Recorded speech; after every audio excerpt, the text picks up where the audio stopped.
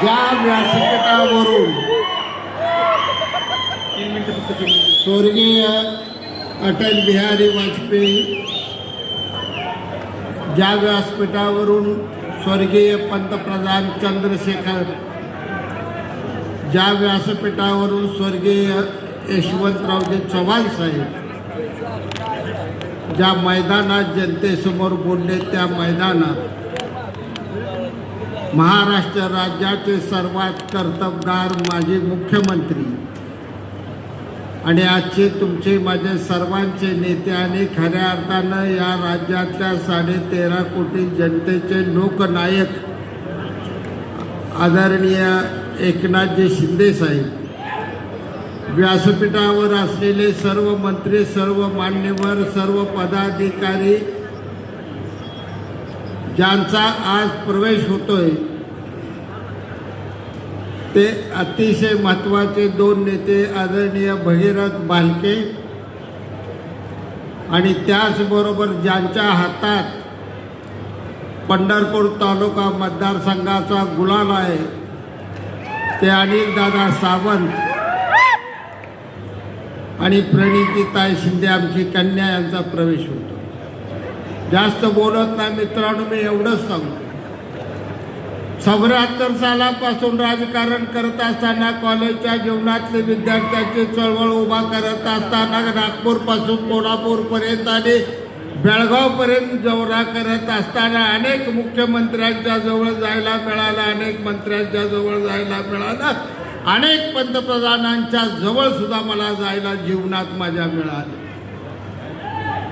अनेकांचा लाडका कार्यकर्ता म्हणून शहाजी बापू, अनेकांचा लाडका शहाजी बापू म्हणून गेली 40 वर्ष तुम्ही ऐकत आला. पण जीवनाच्या संपूर्ण राजकारणाच्या वाटचालीत मला एकच ठिकाणी आधार मिळाला.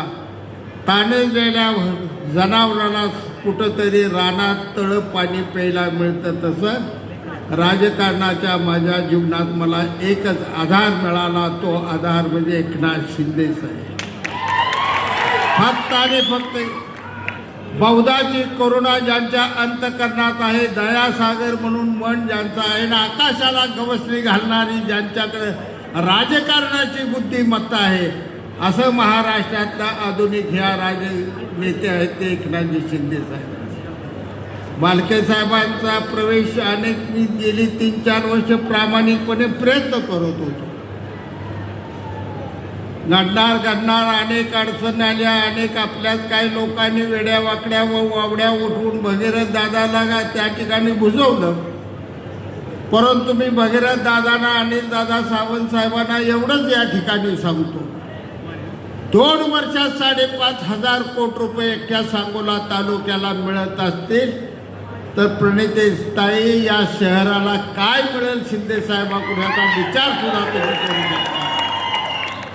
सही करावे ते एकनाथ शिंदे साहेबांनी कधी कागद वाचणार आहे, परंतु तळागाळातल्या माणसासाठी, गोरगरिबासाठी, गोंजाऱ्यासाठी, धनगरासाठी, सनगरासाठी, टकाऱ्यासाठी, आदिवासीसाठी, मराठा असो, बौद्ध असो, मातक असो, होलार असो, कुठल्याही 18 पगड जातीसाठी रात्रंदिवस कष्ट करणारं, स्वतःचं शरीराकडनं बघता रात्रंदिवस राबणारं नेतृत्व एकनाथ शिंदे साहेबांचं.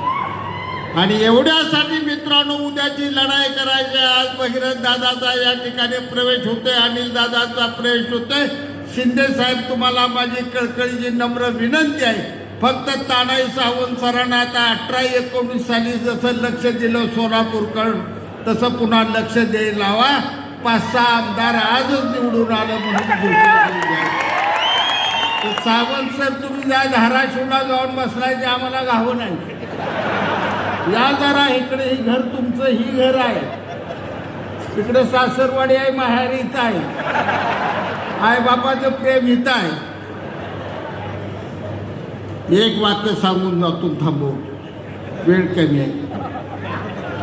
हिंदवी स्वराज्याची स्थापना करत असताना मित्रांनो त्या ठिकाणी 12 मावळ्यातल्या तरुणांनी स्वतःच्या घरातली खुरपी घेतली, इळे घेतलं, कोयत्या आपल्या कुळवाच्या फाशी घेतल्या, घिसाळ्याकडे लवाराकडे गेली आणि त्या खुरप्याच्या आणि इळ्याच्या तलवारी आणि ढाली बनवल्या आणि हिंदवी स्वराज्यासाठी छत्रपती शिवरायाच्या पाठीमागं हा मावळ्याचा त्यांना बांड कोरगो उभा राहिलं.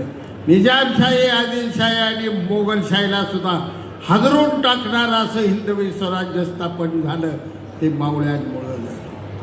व्यासपीठावर असलेले सगळे नेते या ठिकाणी असतील, हे नेते तेवढेच बरोबर आहेत, पण स्थळातला सगळ्यात शेवटी बसलेला माझा शिवसैनिक एवढ्याच माणसांच्या तोलामोलात आणि एवढाच बरोबर तो शिवसैनिक आहे.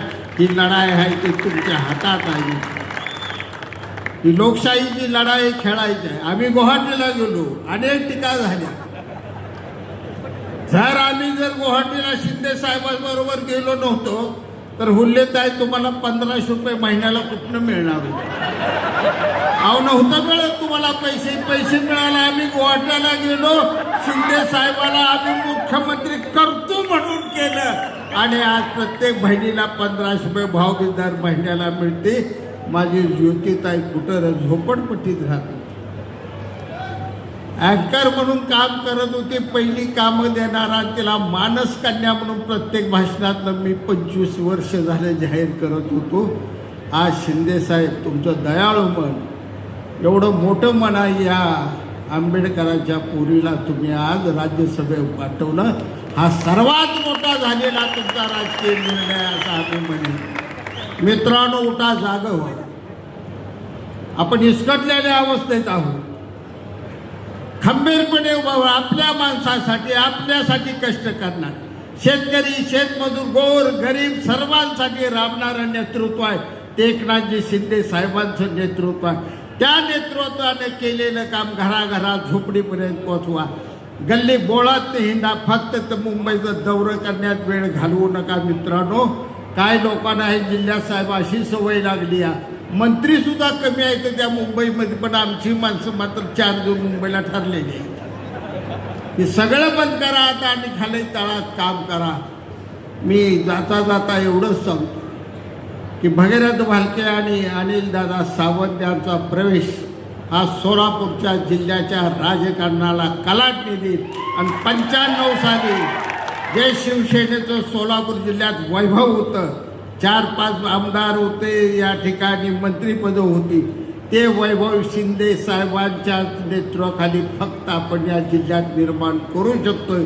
उठा आणि लढाई आहे ती तुमच्यासाठी लढाई आहे, तुमची माझी लढाई आहे. नेतृत्व फक्त शिंदे साहेबांचं आहे. आपला माणूस, आपल्या घरातला माणूस, शेतकऱ्याच्या पोटी जन्म घेतलेला माणूस, ज्यानं डोंगरावची शेती खांद्यावर कुळव घेऊन शेती केली, रिक्षा चालू, सगळ्या समाजाची सुखदुःख माहीत असलेला असा हा दिलदार मनाचा, पण तेवढाच कणखर, आडवाल्याला आडवं करण्याची ताकद असलेलं नेतृत्व आपल्याला मिळालंय. त्या नेतृत्वाचे हात बळकट करा आणि भगीरथ भालके आणि अनिल सावंत या दोघांना उद्यापासून भरभरून साथ द्या. मित्रांनो, या तालुक्यात आजूबाजूच्या सर्व तालुक्यात शिवसेनेचा भगवा झेंडा हा फडकल्याशिवाय राहणार ना. जगाच्या पाठीवर अनेक पक्ष झाला असतील, पण छत्रपती शिवरायाच्या नावानं असलेला एकच पक्ष आहे, तो पक्ष म्हणजे शिवसेना आहे. हिंदू हृदय सम्राटांचे विचार असलेला हा पक्ष आहे. आणि ज्या आनंद दिघेंनी रात्रंदिवस डोंगर दऱ्यात वाढवलेली ही शिवसेना, त्यांच्या पाठीमागं एक शाखा प्रमुख म्हणून काम केलेले एकनाथजी शिंदे साहेब आज मुख्यमंत्री आणि पुन्हा उपमुख्यमंत्री, उद्याचं भविष्य दैदिप्यमान तुमचं माझं सर्वांचं एवढं खात्रीनं सांगतो.